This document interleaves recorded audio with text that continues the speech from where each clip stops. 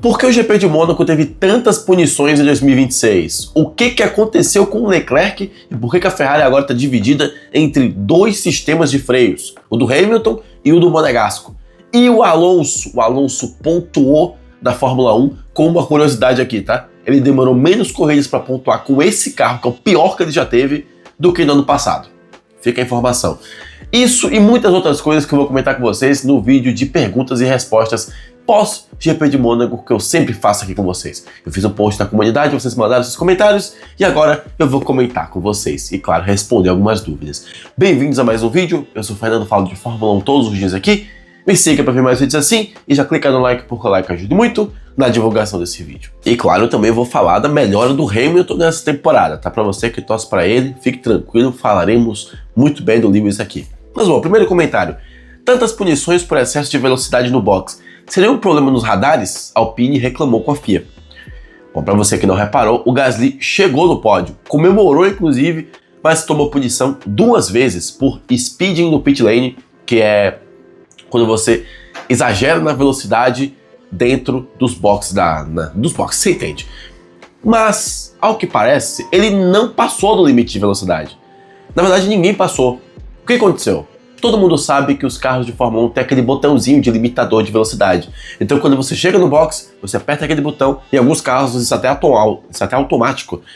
Você entra no box, eles colocam lá 80 km por hora, ou 60 no caso de Mônaco, e o carro vai em velocidade constante até o final, quando ele desabilita o limitador, e assim consegue acelerar o máximo que ele puder. Isso você também já sabe. Mas, em Mônaco, aconteceu o seguinte.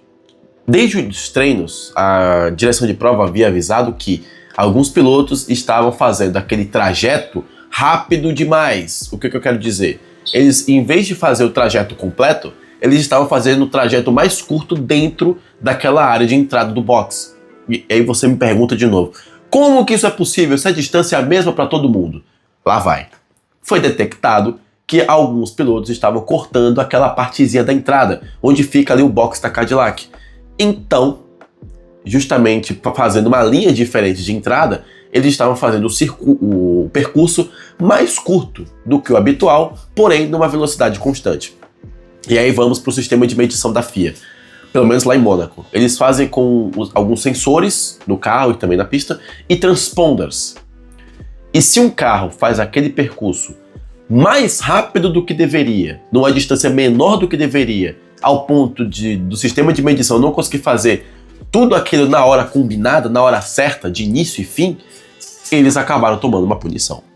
Não sei se deu para entender, mas os carros, mesmo em velocidade constante, estavam fazendo o percurso mais curto do que deveria. Foi por isso que as margens eram mínimas. Era coisa de punição por 0,1 km por hora, 0,4 km por hora. Foi o caso do Gasly, que tomou 2 punições por isso.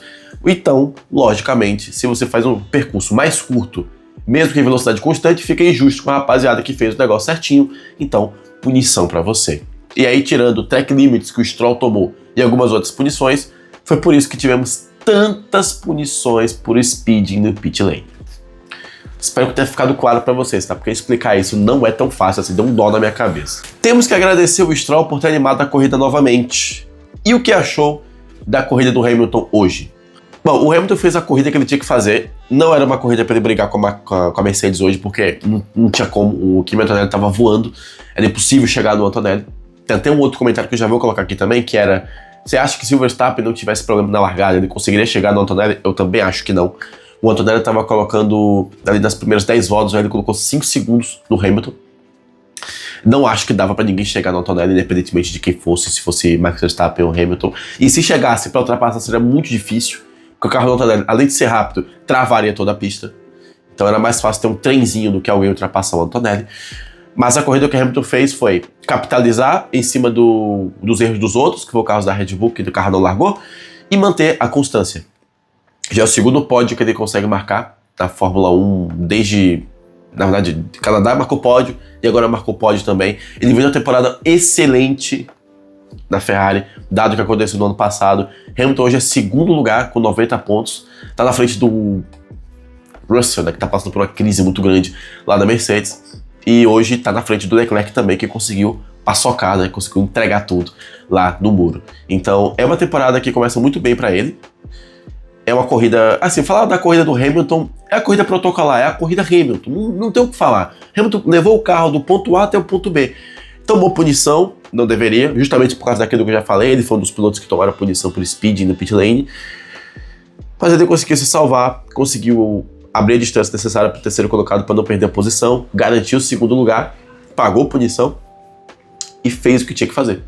Não tem muito que a gente possa falar do Hamilton. Eu acho que a gente só falaria do Hamilton mesmo se ele tivesse perdido a posição para o Leclerc na largada, por exemplo. Mas eu acho que é isso. O Hamilton tem que ser elogiado muito pelo início de temporada que vem fazendo. E embora eu esteja falando aqui que a corrida do Hamilton foi protocolar, isso é um elogio, porque tem muito piloto aí que não fez corrida protocolar. Tá? Porque Mônaco é aquela coisa, é levar o carro do ponto A até o ponto B. É levar o carro sempre à largada. Você não pode bater, você não pode rodar. Teve piloto que bateu, teve piloto que rodou, teve piloto que não terminou, teve carro que não aguentou. E teve carro que não largou. Então, terminar a corrida em Mônaco é um elogio. É isso que a gente dá pra falar pro Hamilton. Eu prefiro mais falar da temporada dele do que da corrida em si. Porque Mônaco, né, aquela coisa. Mas, Ferrari, dá um upgrade nesse carro aí, pô. Dá uma alimentada nesse motor aí que as coisas vão acontecer. Alonso com uma cadeira elétrica pontuou. Rapaziada, o Alonso também fez uma corrida protocolar, tá? Antes que me chamem de clubista aqui, tá? O Alonso fez uma corrida super protocolar. O Alonso não ultrapassou, mas ele ficou na pista, bem como aconteceu com alguns outros carros. Dito isso, antes de falar do Alonso, eu queria falar um negócio bem rápido aqui. Como é confiável esse carro da Aston Martin? De verdade. Todo mundo fala que o carro é ruim, eu mesmo falo que o carro é horrível. O carro não é bom de reto, o carro não é bom de curva, o carro não é bom de nada, o motor tá ficando meio ruinzinho, mas não quebra. Parou de quebrar, é impressionante. Nos testes, quebrava toda hora. Desde que começou a temporada, o carro conseguiu resistir mais que Cadillac, conseguiu resistir muitos carros aí que não terminaram a prova. Os carros foram, e se o Stroll não bate, terminava com os dois. Incrivelmente, esse carro da Aston Martin tá ficando cada vez mais confiável. Se eles melhorarem esse carro para o ano que vem, dificilmente vai quebrar. Eu tô genuinamente surpreso com isso. Agora, falando do Alonso em si, como eu falei do Hamilton, corrida extremamente protocolar. E embora o inglês tenha ficado, né, na segunda posição e não vá perder tão cedo, porque é Mônaco, o Alonso ele foi só se aproveitando de quem abandonou. Se o Hamilton se aproveitou do Verstappen que abandonou, o Alonso foi superando Bottas, Berman, o próprio Verstappen e alguns outros pilotos para subir de posição. E, claro, das muitas punições que os pilotos tomaram, em especial o Sérgio Pérez, outro que também fez uma corrida protocolar e que terminou em 10º lugar na prática. Mas por ter tomado punição de 10 segundos porque ele foi relargar e parou fora da caixa, terminou com a posição cair pro Alonso. Ele agora tem um pontinho, com o 12º melhor carro do grid, né? A gente vai assim, né? Porque o torcedor do Alonso é assim. O Alonso conseguiu uma vitória, a gente sempre rebaixa o carro, que é para aumentar a vitória dele. É assim que a gente faz. E agora ele tem um pontinho, a Aston Martin também tem um pontinho. Eles estão na frente de Cadillac e Hülkenberg, que ainda não pontuaram. Você já imaginou? Quinta corrida? Quinta corrida não. Enfim, Mônaco. O Alonso pontuou e o Hülkenberg não. A Aston Martin pontuou e a Cadillac não. Mas aí você já imaginava, é verdade. Bom, aconteceu. Mais um daqueles itens que a gente vai falar no futuro e que a gente vai dar uma aumentada, né? A gente vai dizer que o Alonso pontuou sem motor, sem roda e sem pneu. Vai vendo onde é que isso vai acabar. O psicológico do Russell foi embora, o companheiro de equipe ganha a corrida, o ex-companheiro chega em segundo, o chefe da equipe vai comemorar no pódio e a equipe cagou para a punição dele no pit stop. Só não é pior que caso o Max pegasse pódio também. Essa coisa do psicológico do Russell tá meio acabada, eu não compro tanto. Mas obviamente ele já sentiu um pouco. E eu não poderia concordar mais com você, além disso. De fato, poderia ter acontecido exatamente a mesma coisa que aconteceu no Canadá. A diferença é que dessa vez o Toto Wolff foi pro pódio. Então imagine se o Verstappen fosse pro pódio.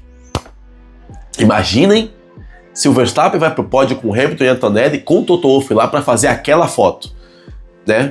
Seria a foto mais dolorosa da vida do Russell. Agora, sobre a punição, cara, eu de verdade mesmo, eu não entendi o porquê que o Russell tomou a punição daquele pit stop. Porque ficou nítido que a Mercedes em nenhum momento pagou a punição. Eu não entendi o porquê, de verdade. Eu não sei se a Mercedes avisou a direção de prova, ele vai pagar agora a punição. Se foi isso, pronto, agora pra mim vai fazer todo sentido. Porque na hora que ele chegou, eles não pararam pra esperar o carro. Eles foram metendo mão e depois o Russell até retardou uns 3 segundos e depois saiu. Eu não vi em nenhum momento um indício de que a Mercedes estava pagando punição. Não entendi, de verdade, aquela punição. Eu achei injusta, para ser bem honesto. Mas Mercedes deve saber algo mais do que eu, o Russell também. Ele nem reclamou disso, por sinal. Então, se a Alpine reclamou, ela deve ter um motivo. Se a Mercedes não reclamou, é porque ela provavelmente fez besteira. Então, de longe não entendi o porquê, mas enfim. E, bom, se o Russell já estava chateado por estar perdendo para o Antonelli, agora ele está perdendo também para o Lewis Hamilton, na Ferrari. Vai vendo onde é que isso vai acabar. E agora o menino lá marcou pole, vitória, liderou todas as voltas, volta mais rápido. Grand Chelem, aos 19 anos. Russell, boa sorte para você para tirar o favoritismo dele agora. E falando nele, novo gênio prodígio impressionando tanto quanto Kimi Raikkonen e mais do que Alonso, Vettel, Hamilton e Verstappen em seus respectivos inícios. Minha opinião, tanto quanto Kimi Raikkonen. É porque o Raikkonen chegou ali nos anos 2000, depois foi para a McLaren, começou a despontar na McLaren. Sim, tá, vamos colocar aí tanto quanto. E aí ele fala mais que Alonso, Vettel, Hamilton e Verstappen. Se a gente for colocar na idade, vai fazer todo sentido. Acho que se a gente colocasse o Verstappen naquele carro da Mercedes, lá em 2016, 2017, ele teria um desempenho parecido também. Eu genuinamente acho também. Se colocasse ele naquele carro do Bottas, por exemplo, acho que teria um desempenho, não sei se para enfileirar 5 vitórias seguidas. Não sei, porque o Hamilton naquela época estava no auge dele também, então ia ser uma briga muito boa, bem como foi com o Rosberg anos antes. Agora, mais que Vettel e Hamilton e Alonso, eu vou comprar a ideia da idade. Se a gente for colocar idade por idade, a gente pode considerar o Kimi Antonelli também. Agora, de desempenho, aí a gente vai ter que avaliar carro, vai ter que avaliar contexto, um monte de coisa, eu não vou entrar nessa discussão aqui hoje, mas dá pra gente colocar ele nessa mesa assim, tem até aquele papo de, sabe, não sei se você já viu aquelas postagens que é quem levanta pro fulano sentar na mesma mesa que os maiores da história. Se for colocar os maiores jovens da história, o Kimi Antonelli hoje já tá. Jovens, não campeões, tá? Jovens. Os pilotos que chegaram nessas primeiras 2 temporadas e já estão fazendo um grande barulho. A gente pode colocar Verstappen, a gente pode colocar o Vettel, a gente pode colocar Hamilton, obviamente, Alonso, todos esses pilotos. A gente pode colocar, e agora o Kimi Antonelli junto com o Raikkonen, e aí a gente vai se estendendo também para alguns outros que eu não lembro aqui agora, mas você sabe muito bem. Então sim, novo prodígio, confirmando tudo aquilo que a gente já falava. Muita gente aí, não sei se você, tá? Você aí do outro lado, mas muita gente no início do ano, até no ano retrasado, como dizemos aqui, lá em 2024, o pessoal falava que a Mercedes está cometendo um erro, não pode dar um carro para um moleque desse, a Mercedes vai desperdiçar dinheiro. Teve muita gente da imprensa esportiva falando isso. Muita gente da imprensa esportiva falando isso. E agora está se provando que de fato eles acertaram. E ele foi um acerto enorme. Porque se o Russell tá indo mal, o Antonelli tá pegando todas as vitórias. E agora a última. Você viu a briga dos freios da Ferrari? Para você que não tá sabendo dessa situação, eu vou contar para você. Lá em Mônaco, o Leclerc passou reto, ali na última curva, antes do retão, e bateu. Ele acabou colocando a culpa nos freios no rádio. E a Brembo, a fornecedora de freios da Ferrari, emitiu uma nota dizendo que, a culpa não é nossa não. A culpa não é minha. A Brembo só faltou falar, se tem alguém que não tem culpa, somos nós. Você que se vire para arrumar a culpa. Enfim, o Leclerc disse que não ia assumir, ele botou a culpa no freio, a empresa do freio falou que a culpa não era dela. E aí o pessoal foi entender qual foi a diferença, porque o Hamilton não teve esse problema, o Leclerc teve. E aí descobriram, relembraram na verdade, que o Hamilton trocou os freios dele. O freio que a Ferrari está usando no carro 44 é da Carbon Industries. Ele trocou justamente no GP do Japão. O que talvez explique a melhora de desempenho que ele teve, não só nessa temporada, como também a partir daí. Enquanto Leclerc continuou com os freios Brembo. E agora está nessa briga entre fornecedor de um lado, fornecedor de outro, no caso piloto, e filosofia de um lado e filosofia de outro. E embora eles tenham estilos de pilotagem parecidos, eles estão com freios diferentes. Vale lembrar que esse freio que o Hamilton está usando agora é o mesmo, na verdade, que ele vinha usando lá na Mercedes. Então, por isso que encaixou tão rápido e não teve tantos problemas. Daí pra frente, as coisas começaram a melhorar. E também explica né, também explica por que o Leclerc teve uns probleminhas rodando, né, com o freio, né. Pisou no freio, o carro rodou, longe de me acusar Brembo, mas é o que tá aparecendo. Então tá explicado toda a situação que ocorreu lá em Mônaco, pelo menos na teoria, né. Na prática, a gente não sabe muito bem, né, onde é que tá o problema, né, mas enfim, se é no freio ou se é naquela pecinha que fica entre o volante e o banco. Senhores, esse foi o vídeo, espero que tenham gostado. Se faltou alguma coisa, manda aqui embaixo, talvez eu responda comentando. E se gostou do vídeo, não esqueça de clicar no like e de se inscrever no canal para ver mais vídeos meus. Caso alguém pergunte, e aí Fernando, não vai falar do Adu? Conto para vocês no próximo vídeo. Até mais.